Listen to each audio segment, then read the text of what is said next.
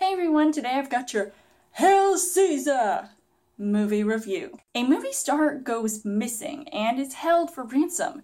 And what do but get Josh Brolin on the case? As far as the story goes, this Coen Brothers film includes an ensemble cast of well-known actors that takes you on this incredible journey in the heart of Hollywood, where the biggest star has something happen to him, like I said, because he clearly is not as popular as he appears to be among his peers. I feel like I have not seen a better Coen Brothers movie than this, and I wouldn't really call myself a Coen Brothers fan, but this movie definitely sold me on the fact that it was just really unique and interesting and funny, and it had all these different elements that I really enjoyed, and it definitely made for a good experience to see this film that I was almost hesitant on seeing because I just felt like at first it looked really bland and generic and just had a lot of things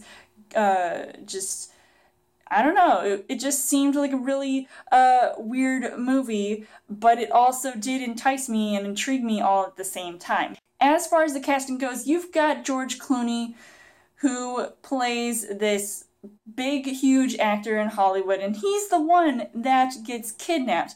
And it's a really weird situation, but I definitely think that he pulled it off, even though they do cut back and forth between his scenes. So even though I wanted to see more of him at times, but every time he acted, it was almost as if he was pretending to be an actor acting as an actor, because he plays an actor. So it was really cool to see him in this movie, even though he didn't almost feel like the star of the show.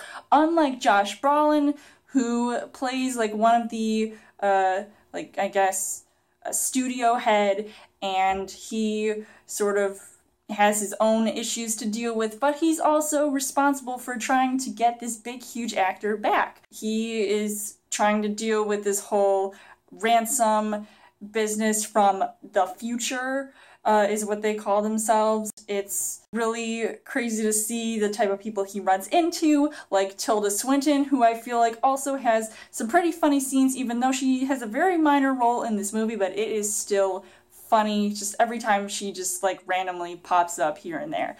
And then you've got Ralph Fiennes, who plays this director who also has a small role, but I really liked him in this movie because he was also just really hilarious at times trying to direct people. I can imagine what he'd be like in real life directing his own movie. Then you've got Scarlett Johansson, who plays an actress in this movie. She's got her own story with her own life going on, and it's really cool to see how much she plays a role in this film, but I would have loved to see her character be developed a little bit more. And maybe I could say the same for Channing Tatum, who is also in this movie, and he sings and dances in this one scene that I just feel like could blow Magic Mike out of the park, because it seems totally out of his element, but it could make him an even bigger star to sort of branch out from what he's usually been doing as an actor. The things that I did like about this movie, the comedy was just really random. I actually laughed a lot during this movie, and I didn't think that was going to happen at all, because when I first saw the trailer, I did not think it was laugh out loud funny, but this movie definitely was. I loved the production design and the costume design, and I definitely think that the setting and the tone of this movie really, brings out this huge focal point with exactly like what's going on as far as the story goes. But unfortunately, the things that I didn't really like about this movie, I honestly wish that they spent more time developing the characters, because I feel like they all just sort of like came and went so abruptly, and I feel like the same could be said about what happened after the movie ended.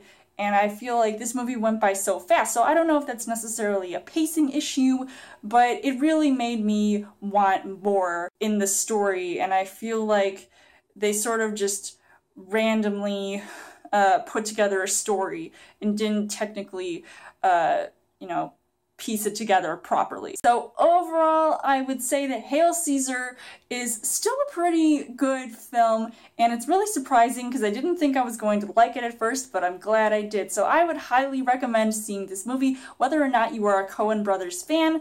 So I would give this 4 hearts on the heart rate scale. So let me know in the comments what you guys thought of Hail Caesar. And as always, you guys can subscribe to my channel of Gummer movie reviews, movie updates, coming every week for a Chill Thursday video. You guys can also like me on Facebook and follow me on Twitter, and I will see you guys later.